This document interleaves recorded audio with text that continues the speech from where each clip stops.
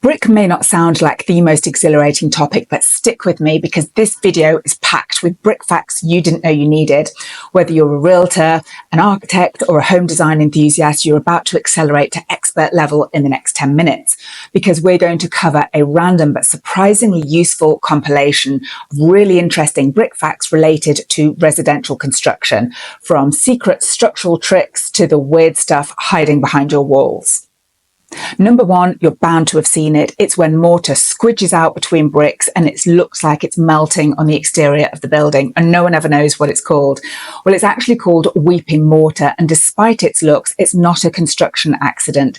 In fact, it's a deliberate stylistic choice inspired by the early Tudors of England. So back in the day, the mortar was applied very quickly, very roughly. It saved time, it saved tools, and it required much less precision. And it also reflected the practicalities of that era.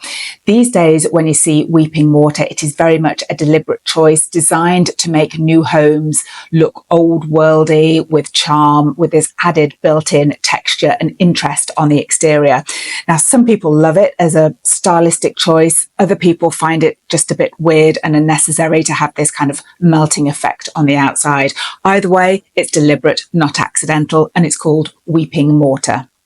If you've ever wondered why so many new construction homes are built using a basic red or brown brick only to be painted white afterwards, you're not alone. I mean, doesn't it make more sense just to build the house out of white brick to begin with? The answer comes down to cost, convenience and availability. Red and brown bricks are mass produced, they are easy to source and very affordable. So for builders, it actually makes more sense to build the house with a red or brown brick and then paint it after construction, because you're able to get that very solid, white, clean look that buyers are after without having to source specialist materials. The second factor, which people don't consider as much as the cost, but it's actually more relevant, is the fact that true white bricks are made with pale clay or limestone, and they're fired that way, so the colour runs through the whole brick, not just adhered to the surface. And the finish is softer, it's more matte, and it varies from brick to brick. So whilst this may seem really subtle and attractive on a small sample board, when this is carried across the whole facade of a house, it can appear quite shocking. It appears very pale and uneven, and it gives the kind of look of what's gone wrong here. By contrast, when you paint the exterior of a house, it's very solid, you know what you're getting, and homeowners who have paid for an expensive custom brick aren't going to be shocked and disappointed by this pale and uneven application. Fact number 3 is that brick homes that look like they're made out of brick aren't. And let me clarify what I mean by this, because instead of being made from solid masonry, which is what you would think by looking at a brick house, today's brick homes are actually timber frame structures with a single layer of brick veneer applied to the outside. So the brick doesn't actually hold up the house. It's a cladding like siding used for aesthetics and weather protection. The outer brick veneer is kept in place by brick ties, which are small metal strips which connect the veneer to the wooden frame behind it. These ties are evenly spread across the wall and embedded into the mortar joints as the bricks are laid. Now, they don't bear weight, but they prevent the brick from pulling away, and they help the veneer to kind of move with the house as it expands and contracts with seasonal variations. It's a really smart system, but it also means that what looks like a brick wall is actually a decorative skin over a wooden framed house.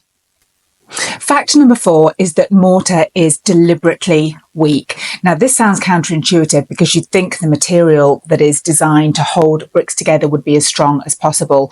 But the surprising fact is that mortar is deliberately designed to be weaker than brick, because in construction, it's better if the mortar fails than the brick, because bricks are durable, they're kind of locked in place in their wall, and it's much harder to replace a cracked brick than it is to repoint a house. So repointing is when you kind of scrape out the old mortar and apply new. So over the years and kind of decades, this house kind of shift and settle. If there's any cracks in that outer veneer wall, it's much better that it's absorbed by the mortar than the brick, because this is easily repaired, much more so than trying to yank out a brick and replace it. Number 5, let's break down some common brick terminology, which you'll hear all the time, especially in construction design and home inspections. A course is a horizontal layer of bricks in a wall. Now, the word row is often used casually to mean the same thing, but the correct terminology is course. And a stretcher is a brick laid lengthways with its long side facing out. And it's the most common orientation and what you'll see in almost all modern brick homes. A header is the short end of the brick, and occasionally you'll see this mixed in for decorative effect to create strength and pattern in kind of solid masonry walls, not just brick veneers. Finally, a soldier course is a course of bricks where the bricks are stood upright next to each other, vertical, just like soldiers in a row. And these are often used above windows, doors, kind of decorative bands along the building in order to create pattern and interest. Factor number 6 is the little gaps you see at the bottom of a brick wall. They're not a mistake or something the mason forgot. They are deliberate and intentional, and they're called weep holes, and they serve a really important purpose because brick veneer walls are built with a gap or a cavity between the brick veneer and the timber frame behind it. So this space allows for the moisture not to get trapped in the house and absorbed into the structure, but to drain out. And that's the purpose of the weep holes, to allow any trapped moisture in that cavity to drain out of the house. And it also allows air to get in and circulate and keep the structure of the house nice and dry. In brickwork, there are many different bond patterns. Now, they're called bond patterns because of how the bricks are laid together, how they overlap and bond together. So here are a few of the most common bond patterns in brickwork. First up is running bond. This is by far the most common pattern in modern homes. Bricks are laid end to end in horizontal courses, with each course offset by half a brick. It's very clean, simple, and great for veneers.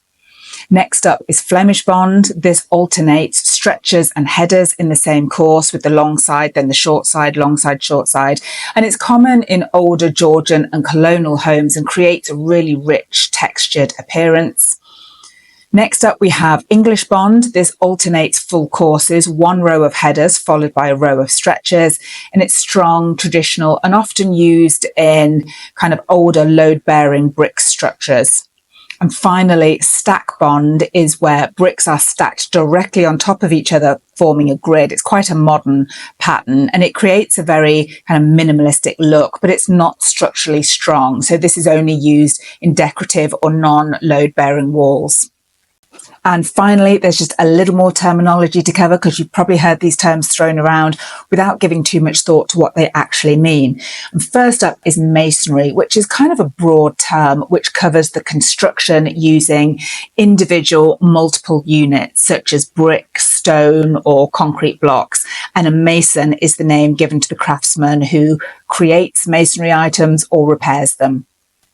Now, when the mortar starts to crack and deteriorate, it's fixed through a process called repointing, which is when the old and damaged mortar is kind of scraped out and removed and replaced with a new mortar to keep the wall structurally sound and watertight.